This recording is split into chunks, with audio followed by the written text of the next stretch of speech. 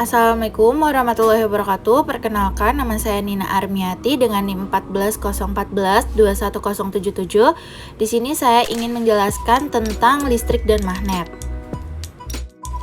Listrik merupakan sifat benda yang muncul dari adanya muatan listrik.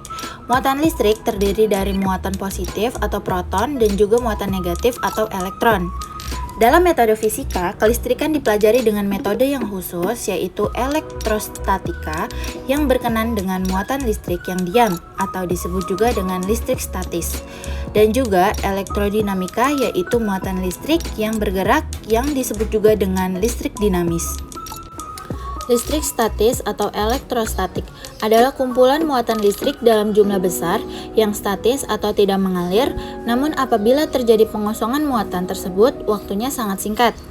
Peristiwa listrik statis dapat kita temui dalam kehidupan sehari-hari, seperti contoh ketika kita menggosokkan penggaris ke rambut kita, kemudian mendekatkannya ke serpihan-serpihan kertas, maka dapat kita lihat bahwa serpihan-serpihan kertas akan tertarik oleh penggaris.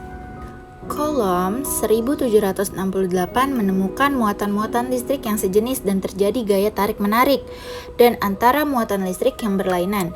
Jenis terjadinya adanya gaya saling menolak atau repulsif. Gaya tarik atau tolak ini berbanding terbalik dengan kuadrat jarak antara benda atau muatan dan sebanding dengan besarnya muatan benda tersebut.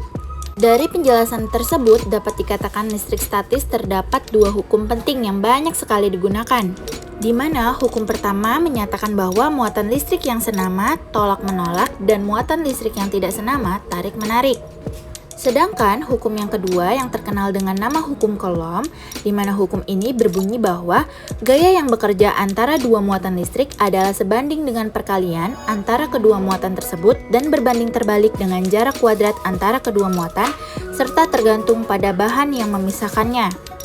Selanjutnya ada listrik dinamis atau elektrodinamik, berkaitan dengan muatan listrik yang bergerak atau disebut dengan arus listrik. Arus ini mengalir pada suatu bahan yang mudah mengalir, arus listrik yang disebut dengan konduktor. Suatu bahan disebut bersifat konduktif atau bahan konduktor jika di dalamnya terdapat suatu banyak muatan elektron bebas.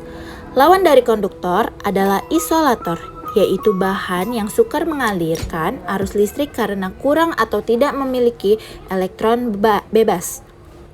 Teori dasar tentang listrik dinamis. Yang pertama ada hukum Ohm. Hukum ini berasal dari hasil percobaan George Simon Ohm, yaitu pada tahun 1787 sampai 1854 yang menunjukkan adanya hubungan antara arus, beda potensial dan hambatan.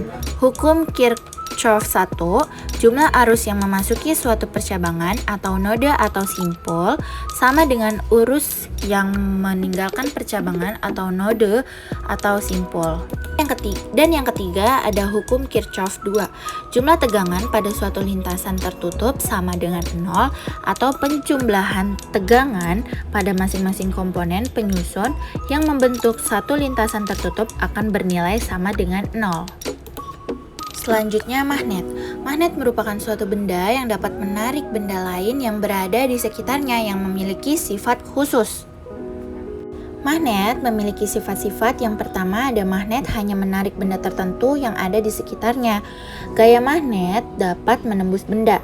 Yang kedua memiliki dua kutub, yaitu kutub utara dan kutub selatan. Yang ketiga, apabila kutub magnet yang sejenis didekatkan satu sama lain, kedua kutub akan saling tolak-menolak. Sebaliknya, kutub yang berlainan akan saling tarik-menarik. Yang keempat, medan magnet akan membentuk gaya magnet. Yang kelima, sifat kemagnetan dapat melemah atau hilang karena hal-hal tertentu seperti sering jatuh, terbakar, dan lainnya.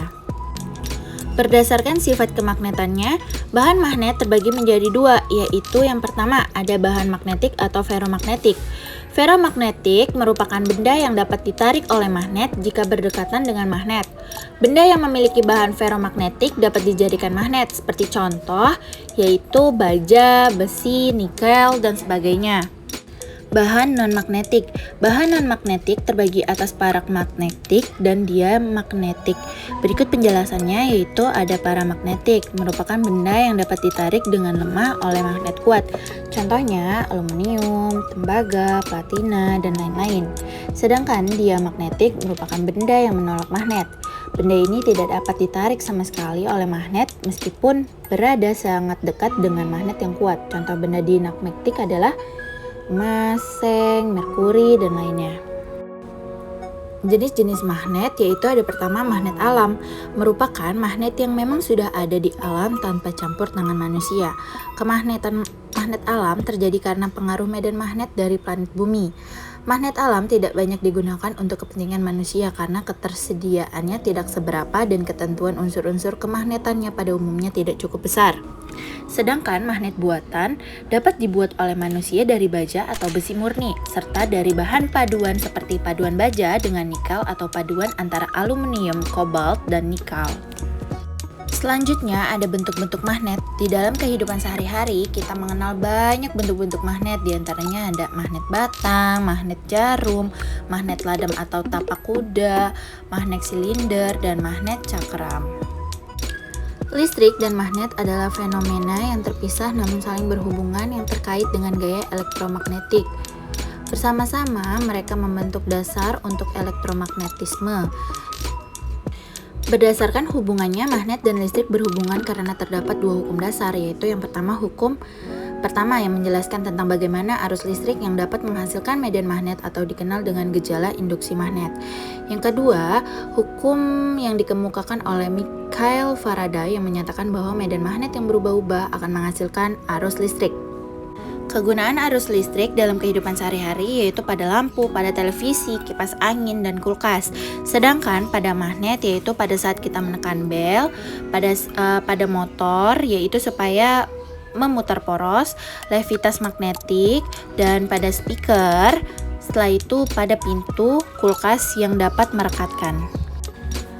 Baik, sekian presentasi dari saya. Kurang lebihnya mohon maaf. Wassalamualaikum warahmatullahi wabarakatuh.